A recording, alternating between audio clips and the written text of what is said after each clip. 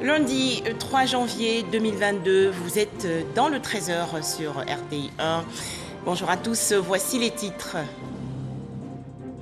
En Côte d'Ivoire, le message à la nation du président de la République le 31 décembre dernier, veille du nouvel an 2022. Alassane Ouattara s'est félicité du bon déroulement du projet Une Côte d'Ivoire solidaire. Objectif, accélérer le processus de transformation structurelle de l'économie nationale.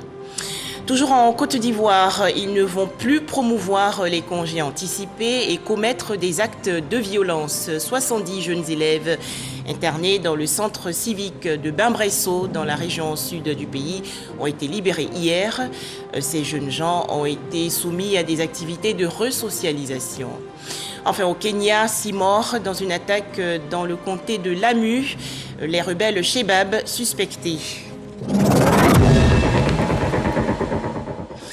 En Côte d'Ivoire, donc, Alassane Ouattara satisfait de l'avancement du projet Une Côte d'Ivoire solidaire. Le président de la République s'est ainsi exprimé le 31 décembre dernier, veille du nouvel an 2022, lors de son traditionnel message à la nation. Le programme Une Côte d'Ivoire solidaire veut consolider les acquis des 10 dernières années et accélérer le processus de transformation structurelle de l'économie nationale. Les explications de Jean-Louis Gbango.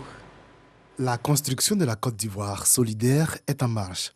2021 a été la première année de mise en œuvre de ce projet qui vise à consolider les acquis de notre pays de ces 10 dernières années et à accélérer le processus de transformation structurelle de notre économie. Un début plutôt satisfaisant selon le chef de l'État, qui a profité de son adresse à la nation au soir de la Saint-Sylvestre pour mettre en lumière les efforts du gouvernement pour offrir de meilleures conditions de vie aux Ivoiriens. Nous continuerons d'investir dans les infrastructures pour améliorer la fluidité du trafic dans le Grand Abidjan, désenclaver les zones rurales, relier toutes les capitales régionales et rendre accessibles tous les chefs-lieux de département de notre pays par des voies bitumées.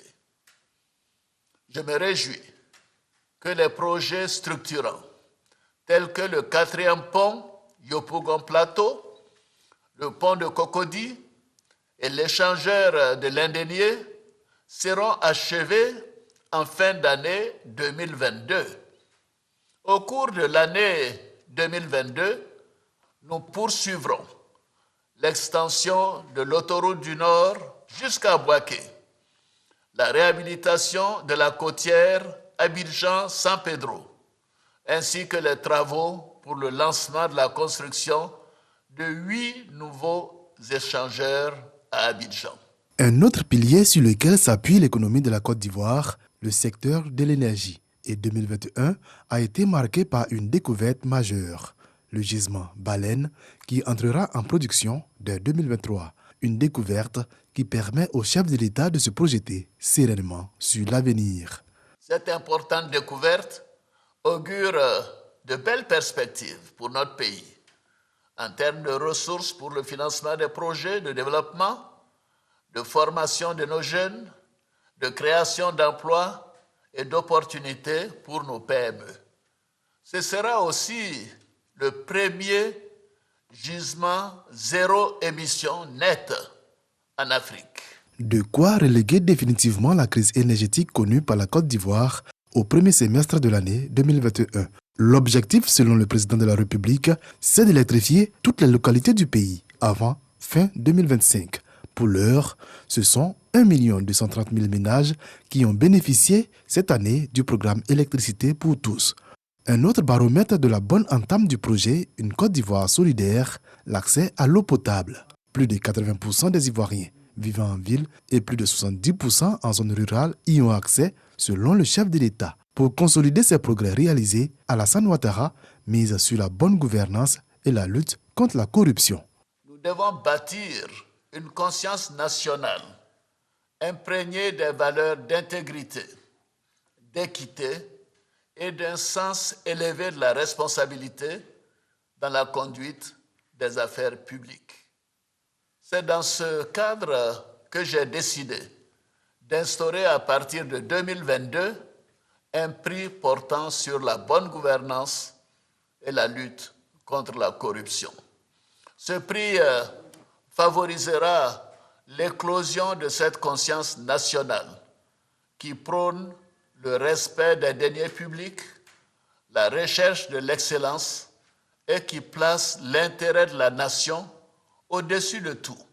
Assurément, 2022 sera l'année de l'accélération de la mise en œuvre du projet Une Côte d'Ivoire solidaire. Le chef de l'État promet déjà en janvier la mise en œuvre d'un second PS-Gouv, deuxième programme social du gouvernement 2022-2024, d'un montant de 3 182,4 milliards de francs CFA afin de réduire de façon drastique la pauvreté et les inégalités sociales, avec un accent particulier sur l'emploi des jeunes, l'émergence de champions nationaux et l'autonomisation des femmes. Preuve de la résilience de son économie face notamment à la Covid-19, la Côte d'Ivoire a réussi à maintenir un taux de croissance économique positif d'environ 2% en 2020 et 6,5% en 2021. Une dynamique qui devrait se poursuivre en 2022 avec un taux de croissance projeté à environ 7% selon le président Alassane Ouattara. Le passage à la nouvelle année 2022 a été célébré aux quatre coins du monde. En Côte d'Ivoire, les festivités se sont déroulées avec faste chez certaines populations et sobriété chez d'autres. Notre reporter Franck Kouadio a sillonné quelques communes du district d'Abidjan. Le nouvel an, moment de partage, moment privilégié mis à profit pour les retrouvailles en famille. Nous sommes à Yopougon, quartier Fanny. Ici, on célèbre l'instant dans le cocon familial. Vous voyez, mon épouse et moi, nous sommes quand même, on a tous dépassé la soixantaine. On est devenus des conseillers pour tous ces jeunesse-là. Un peu plus loin, au domicile de ce chef communautaire, de bons plats concoctés en cuisine. On a fait un peu de frites, un peu de pepper soupe de cabri. C'est le chef du village. Il peut recevoir des gens. Donc il faut que les gens viennent. Quand les gens arrivent, il faut qu'ils trouvent à manger. Pour le chef de famille, ce type d'ambiance n'a pas de prix. Le moment de partage, donc c'est tout à fait normal que nous recevons des amis, des frères, pour partager le repas de la nouvelle année. Convivialité et solidarité, ces notions, certains en font un credo et en ce début d'année, Estelle opte aussi pour le partage avec les voisins. Cité Douane, quartier Arras, Trècheville, une autre commune. La famille Edo crée l'ambiance. C'est une tradition. Il y a près de 33 ans que j'habite cette cité. Je le fais à tout moment. Ambiance familiale. L'essentiel, c'est de célébrer la nouvelle année sous de meilleurs auspices.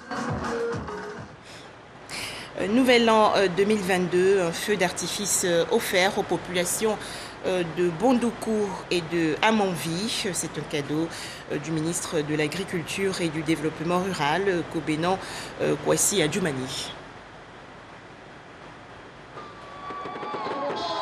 Le ciel de Bondoukou illuminé par un feu d'artifice géant. Ce spectacle qui se déroule sous le regard admiratif du nombreux public qui a effectué le déplacement à la place publique de Bondoukou est une initiative du ministre d'État Kobenan Kwasi Adjoumani. Devenu désormais rituel, chaque année, les fêtards viennent de tous les hameaux et villages pour assister à ce spectacle. Portable en main, chacun veut immortaliser ce moment. C'est pour nous une grande satisfaction d'être avec nos parents à l'occasion de cette nouvelle année. Une année que nous souhaitons vraiment année de paix, de bonheur et surtout de bonne santé pour nos populations. Comme chaque année, le spectacle du feu d'artifice est d'abord précédé par un concert.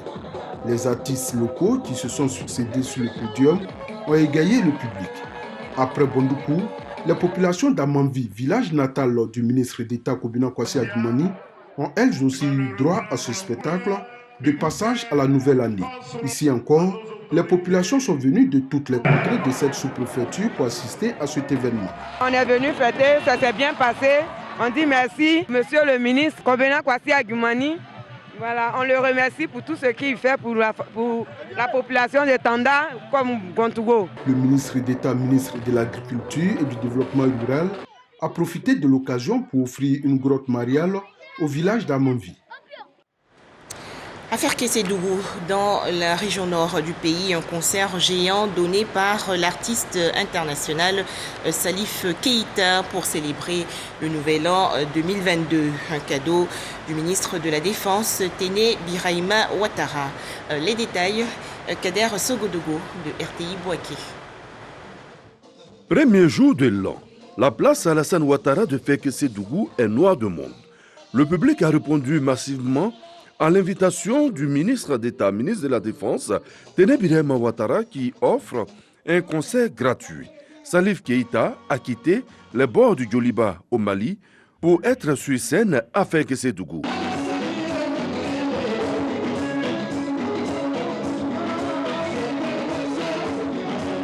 L'albinos le plus célèbre de la musique va enchaîner les titres. Son orchestre assure également.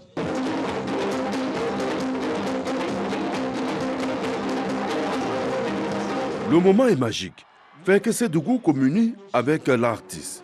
L'essentiel est d'être heureux et vivre pleinement la nouvelle année. Place au message. Nous devons dire merci à Dieu de nous avoir permis de nous retrouver pour, avec Salif Keïta, fêter ce premier jour de l'année.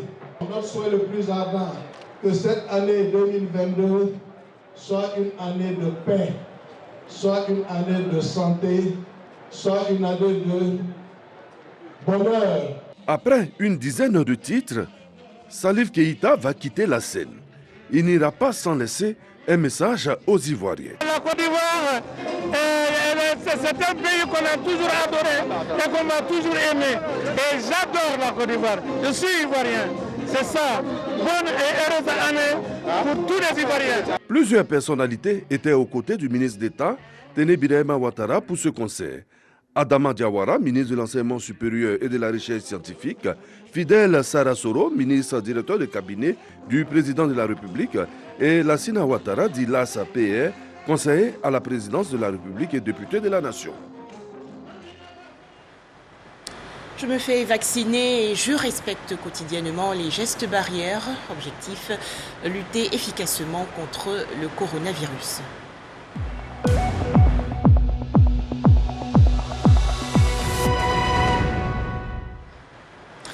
Les chiffres du coronavirus en Côte d'Ivoire, 537 nouveaux cas ont été enregistrés hier par le ministère de la Santé, de l'Hygiène publique et de la couverture maladie universelle. À noter également 441 guérisons et 2 décès. Le ministère de la Santé, de l'Hygiène publique et de la couverture maladie universelle invite les populations de plus de 18 ans à se faire vacciner gratuitement dans les centres de vaccination. Toujours au chapitre santé, le renforcement il y a quelques jours du plateau technique du dispensaire rural de Bangui 2 dans la région sud du pays. Une initiative du ministère de la Santé, de l'Hygiène publique et de la couverture maladie universelle. Objectif, favoriser l'accès aux soins de santé des populations. Les précisions de Aste Touré. Promouvoir l'accès des populations aux soins de santé, accroître le taux d'accès à l'eau potable et améliorer la qualité de vie des populations ivoiriennes, ce sont des problématiques qui constituent une priorité pour le gouvernement ivoirien. L'État a mis le bien-être des Ivoiriens au cœur de sa politique de développement et a procédé à plusieurs actions dans la localité de Bangui 2. Ce sont entre autres le renforcement des équipements sanitaires du dispensaire rural de Bangui 2, un don en matériel médical à hauteur de 20 millions de francs CFA qui vient soulager les populations et rendre effectifs les soins de proximité. Le personnel médical fait beaucoup de soins pour les populations et il était important à un moment donné qu'on les encourage, qu'on encourage la population à visiter les centres de santé. Avec le dernier recensement, Bangui 2 tend vers 3000 et quelques habitants et il est quand même important qu'il y ait en tout cas une bonne adduction en eau potable. Toujours dans le souci du bien-être des Ivoiriens, le gouvernement a procédé à un raccord du village au réseau hydraulique.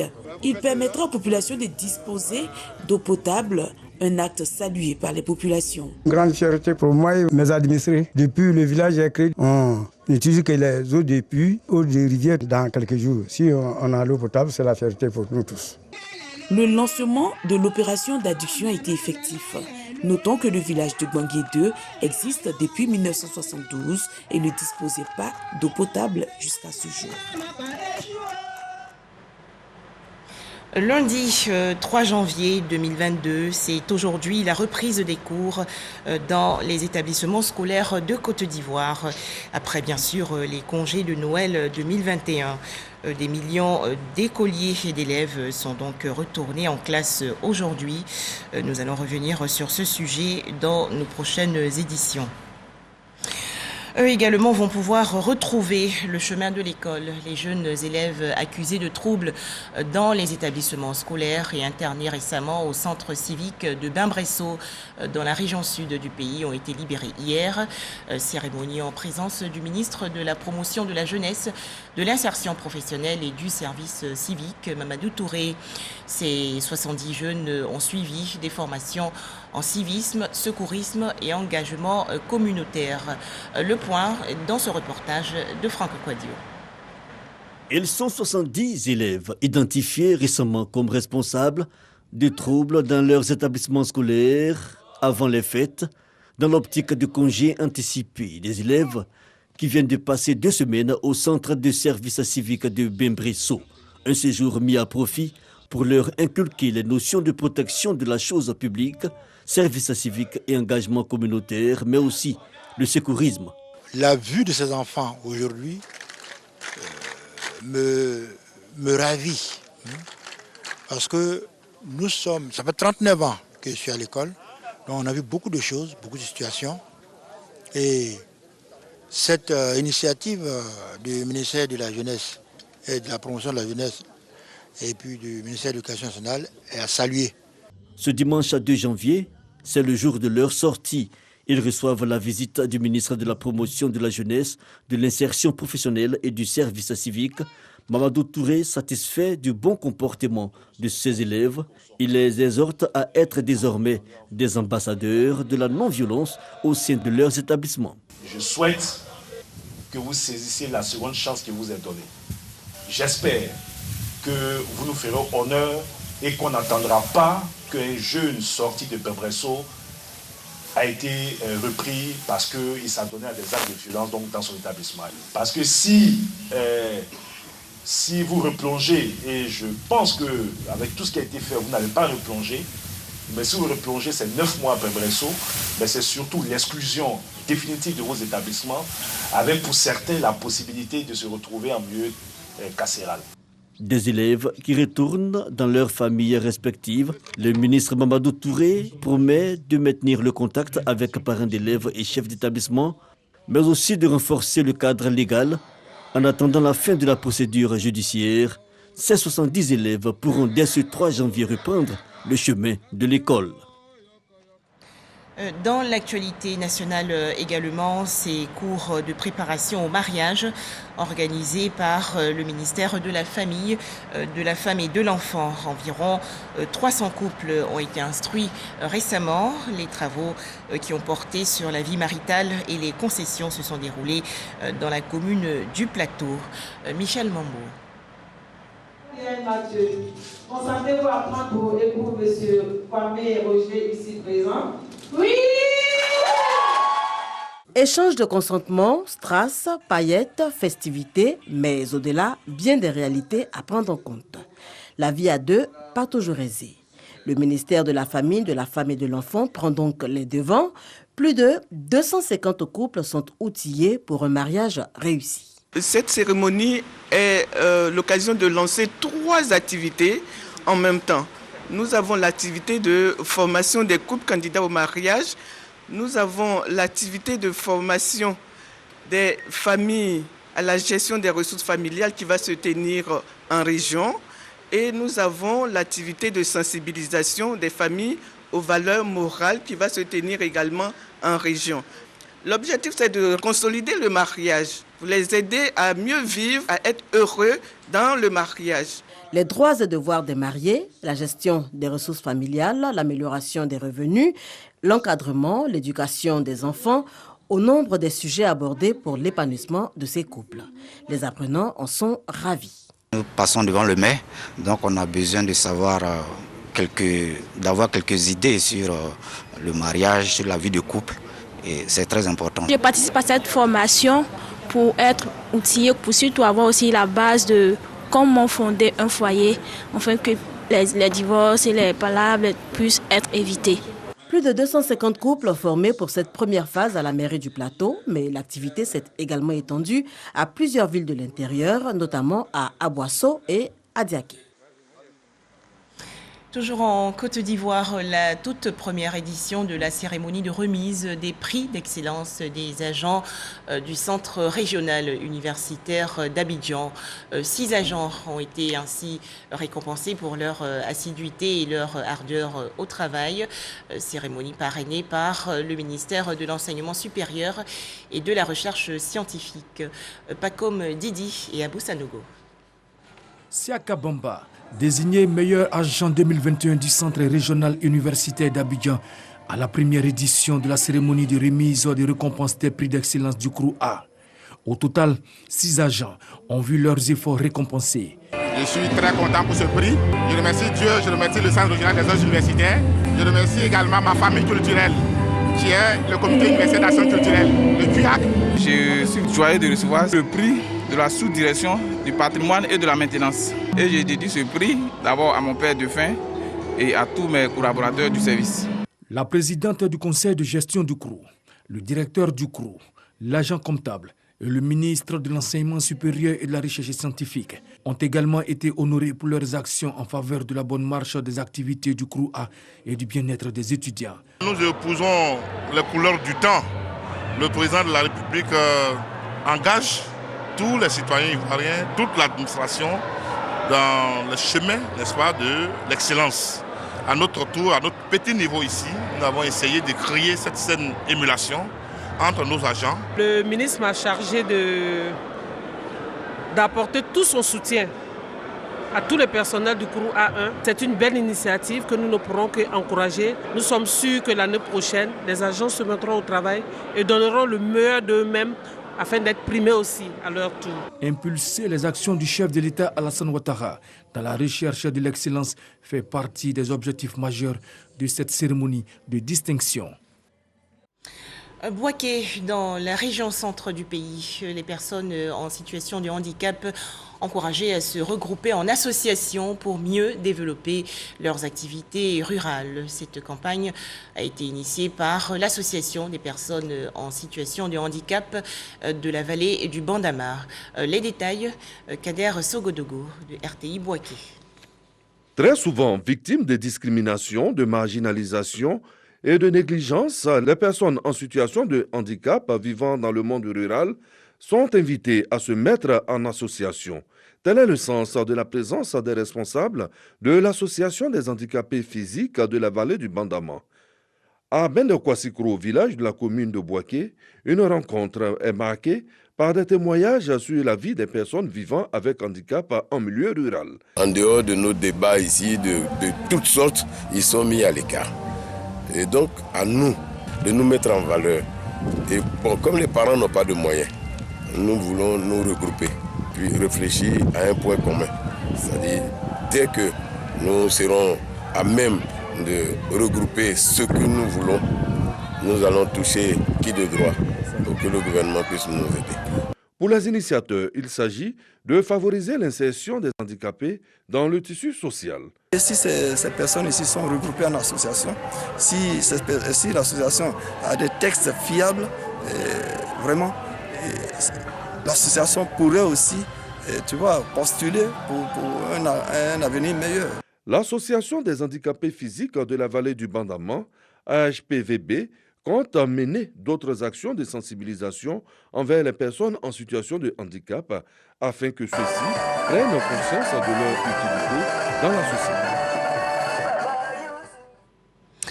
Le transport urbain désormais renforcé à Bouaké, ville du centre du pays. En effet, après les bus de la société de transport abidjanais, la Sotra, place au taxi-compteur.